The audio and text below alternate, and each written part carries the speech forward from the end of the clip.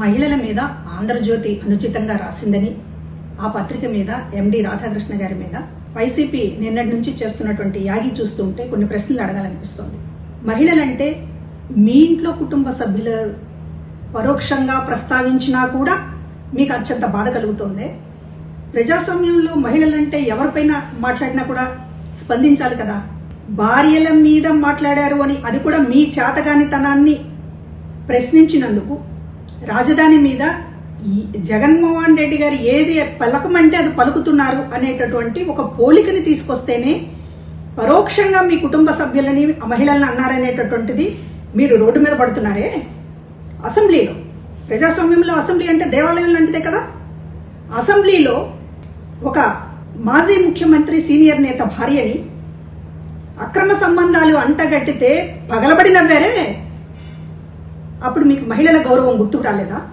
కన్న తల్లిని బూతులు తిట్టి సంబంధాలు అంటగట్టితే స్పందించలేనటువంటి వాళ్ళు భార్యల్ని ఏదో అన్నారని, అది కూడా భార్యల్ని డైరెక్ట్ గా ప్రస్తావించకపోయినా కూడా భార్య అనే మాట ఎత్తితేనే తమ భార్యల్ని ఏదో అన్నారని ఉలికిపాటు చెందుతున్నారే.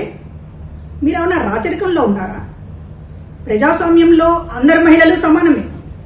రాజులకి మాత్రమే కన్న తల్లి కూడా కాదు, భార్యనంటేనే కోపం వచ్చేది రాజులకు మాత్రమే వస్తుంది, రాతి యుగపు మనుషులకి మాత్రమే వస్తుంది. మీరు రాచరికంలో ఉన్నారా? రాజు ఉసిగొలిపితే పరిగెత్తేటటువంటి సైన్యంలాగా మీరు నిన్న వీరంగం వేశారే.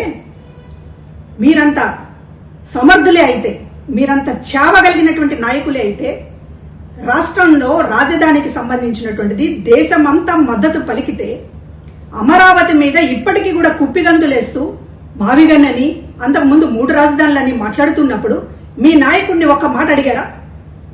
రాజధాని మీద ఇవాళ ఎందుకు దేశమంతా కూడా మద్దతు పలికిన రాజధాని మీద మనం ఒకటే అభిప్రాయంతో ఉంటే బాగుంటుంది కదా అనేటటువంటిది ఒక్క మాట పలకలేనటువంటి దద్దమ్మ నాయకులందరూ కూడా ఇవాళ సవాళ్లు వేస్తుంటే నవ్వొస్తోంది.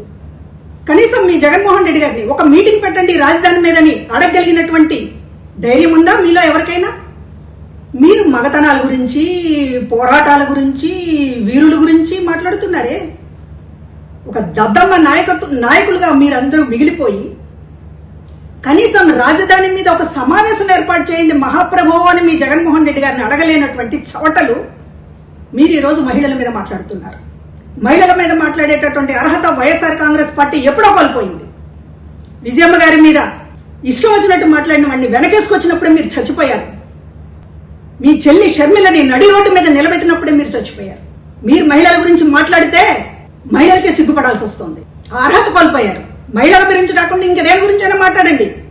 మీరు కనీసం ఇవాళ రాజధాని మీద, దేశమంతా మద్దతు పలికినటువంటి రాజధాని మీద ఇప్పటికీ కూడా రాష్ట్రం గొంతుకొస్తామని చెప్పి బయలుదేరుతున్నారే. మిమ్మల్ని నిలదీయాలి. మీ ప్రతి ఒక్క ఇళ్ల ముందు ధర్నాలు చేయాలా రాష్ట్ర ప్రజలు?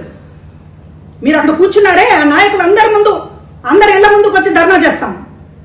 రాజధాని మీద ఎన్నిసార్లు కుప్పిగంతులు వేస్తారా నాయనా అని ముందు ఆ సంగతి తేల్చండి. కనీసం ప్రజాస్వామ్యంలో ఏం జరుగుతుంది? ప్రజాస్వామ్యంలో మహిళలంటే అందరూ మహిళలే, మీ భార్యలు మాత్రమే కాదు, తల్లులను కూడా కాదనుకుని భార్యలను వెనక తీసుకొచ్చుకునేటటువంటి చవటలు దద్దమలు మిమ్మల్ని ఎన్ని తిట్టినా తక్కువే. దయచేసి ఒళ్ళు దగ్గర పెట్టుకుని వ్యవహరించమని కోరుతున్నాను. ఈ వీడియో నచ్చితే లైక్ చేయండి. అలాగే మా ఛానల్ ని ఫస్ట్ టైం కనుక చూస్తున్నట్టయితే ఇప్పుడే సబ్స్క్రైబ్ చేసుకుని పక్కనే ఉన్న గంట సింబల్ ని యాక్టివేట్ చేసుకోండి. అప్పుడే మేము పెట్టే ప్రతి వీడియో మీకు నోటిఫికేషన్ గా వస్తుంది. అలాగే ఈ వీడియో పూర్తిగా చూసినందుకు ధన్యవాదాలు.